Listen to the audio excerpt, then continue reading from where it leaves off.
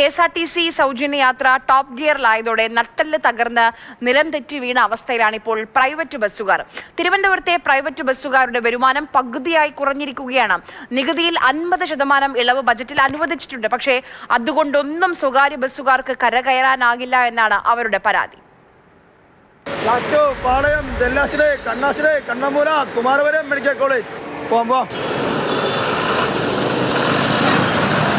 KSRTCയിലെ സൗജന്യ യാത്ര സ്ത്രീകൾക്ക് വളരെയധികം സഹായകരമാണ്. എന്നാൽ ഈ ഒരു പദ്ധതിയോടെ വലിയ ബുദ്ധിമുട്ടിലായിരിക്കുന്നത് പ്രൈവറ്റ് ബസ് മേഖലയാണ്. അവരുടെ കളക്ഷൻ യഥാർത്ഥത്തിൽ ഒരു പകുതിയായി കുറഞ്ഞ അവസ്ഥയാണ് ഈ കഴിഞ്ഞ ഒരാഴ്ചയായി നമുക്ക് കാണാൻ കഴിയുന്നത്. അത് പ്രത്യേകിച്ചും തിരുവനന്തപുരം ജില്ലയിൽ, തിരുവനന്തപുരം നഗരത്തിൽ വലിയ പ്രതിസന്ധിയാണ് പ്രൈവറ്റ് ബസ് മേഖല അനുഭവിക്കുന്നത്. കാരണം ഇവിടെ കൂടുതൽ ഓർഡിനറി സർവീസുകൾ ഉണ്ട്. പ്രിയദർശിനിയുടെ വണ്ടി ഓടി തുടങ്ങുന്നതിന് മുന്നേ ഒരു 12 രൂപ കളക്ഷനുള്ള വണ്ടിക്ക് ഇപ്പോഴേ 5000 രൂപയാണ് കളക്ഷൻ വരുന്നത്. ദിനം പ്രതി കുറഞ്ഞു വന്ന് അവസാനം സീറോയിലായി വന്ന് നിൽക്കും. പുരുഷ യാത്രക്കാരും ഇതിനകത്ത് കയറുന്നില്ല.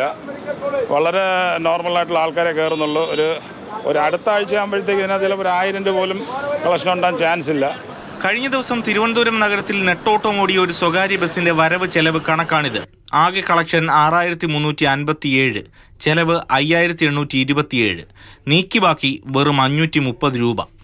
ബസ് വ്യവസായം ഇതുപോലൊരു പ്രതിസന്ധി മുമ്പ് അഭിമുഖീകരിച്ചിട്ടില്ല. ഞാനൊക്കെ ഈ സമയത്തൊക്കെ നല്ല ആളായിട്ടാണ് തമ്പാനൂർ പറഞ്ഞത്. പക്ഷെ നമുക്ക് ആളില്ല. അതെ, ഇന്ന് ഞാൻ ഇപ്പോൾ വന്ന് തന്നെ 500 രൂപയ്ക്കാണ് ഞാൻ വിറ്റത്. 1300 1500 കിട്ടുന്ന ട്രിപ്പ് ഇപ്പോൾ 500.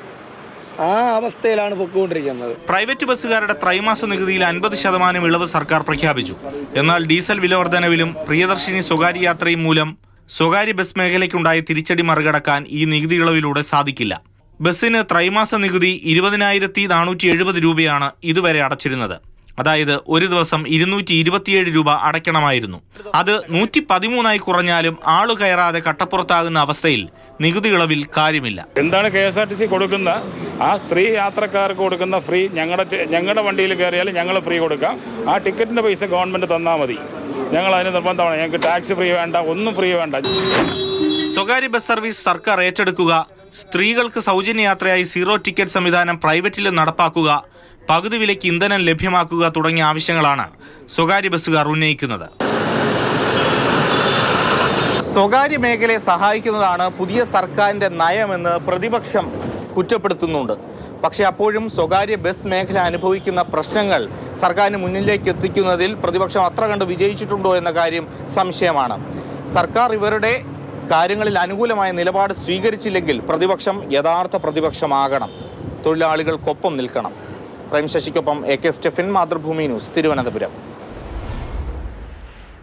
AK സ്റ്റെഫിൻ തന്നെ നമുക്കൊപ്പം വിവരങ്ങളുമായി ചേരുന്നുണ്ട് തിരുവനന്തപുരത്ത് നിന്ന്. Stephin, good morning. ഇവരുടെ പ്രശ്നം അതിനൊരു പരിഹാരം കാണേണ്ടതാണ്, അതിലൊരു സംശയമില്ല. ഇപ്പം ഇന്ദിരാ ഗ്യാരണ്ടിയാണ്, അത് സ്ത്രീകൾക്ക് ആശ്വാസമാണെന്നൊക്കെ പറയുന്ന സമയത്തും ഈ പ്രൈവറ്റ് ബസ്സുകാർ അവർ നഷ്ടത്തിലേക്ക് മാറാൻ പാടില്ലല്ലോ. അവരും തൊഴിലാളികളാണ്, തൊഴിലെടുത്ത് ജീവിക്കുന്നവരാണ്. അപ്പോൾ ഇതിനെന്ത് പരിഹാരം ആണ് അവർ നിർദ്ദേശിക്കുന്ന കാര്യം?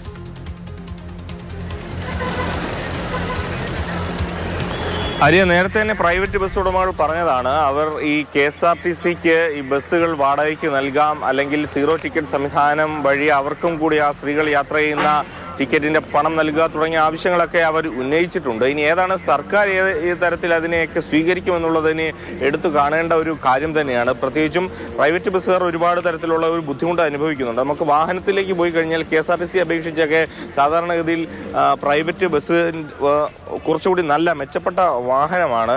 ഒപ്പം അവർക്ക് കുറച്ചുകൂടി നിയമം കർശനമാണ് എന്ന കാര്യത്തിൽ സംശയമില്ല. കാരണം KSRTC പലപ്പോഴും ഈ 15 വർഷം കഴിഞ്ഞ വാഹനങ്ങളൊക്കെ ഓടിക്കുമ്പോൾ അവർ നികുതി അടച്ചുകൊണ്ട്, കൂടുതൽ നികുതി അടച്ചുകൊണ്ട് അങ്ങനെയൊക്കെയാണ് അവർ സർവീസുകളൊക്കെ തന്നെ നടത്തുന്നത്. ഇപ്പോൾ ഈ വണ്ടി നോക്കിക്കഴിഞ്ഞാൽ ഇതിലൊന്നും തന്നെ ആരുമില്ല, 2 പുരുഷന്മാർ മാത്രമാണ് ആകെ ഉള്ളത്.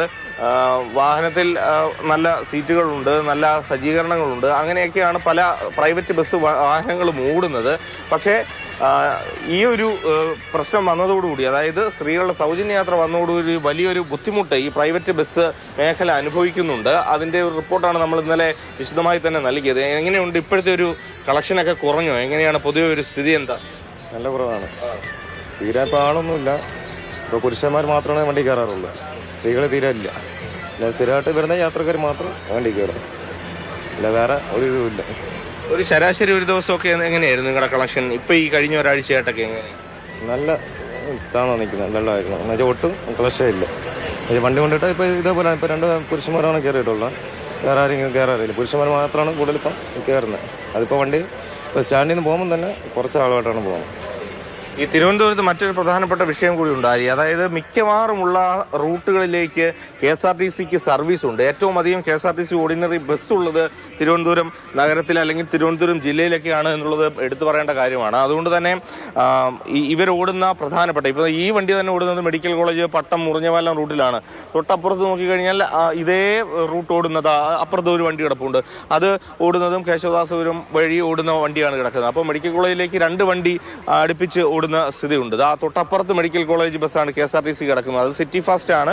ഓർഡിനറി ബസ്സുകളും ആ ഭാഗത്തേക്ക് ആ റൂട്ടിലേക്കൊക്കെ ഈ സമയത്തൊക്കെ ഉണ്ട്. അതുകൊണ്ട് തന്നെ അവർക്ക് കൂടുതൽ ആളുകൾ പ്രിഫർ ചെയ്യുന്ന അല്ലെങ്കിൽ സ്ത്രീകൾ പ്രിഫർ ചെയ്യുന്നത് ഒരു പക്ഷേ ഈ ഓർഡിനറി ബസ്സായിരിക്കും എന്ന കാര്യത്തിൽ സംശയമില്ല. അതുകൊണ്ട് തന്നെ വലിയൊരു പ്രതിസന്ധി ഈ മേഖല അനുഭവിക്കുന്നുണ്ട്. അതുകൊണ്ട് തന്നെ ശാശ്വതമായൊരു പരിഹാരം അവരുടെ ഒരു വിഷയത്തിൽ ഉണ്ടാകണം.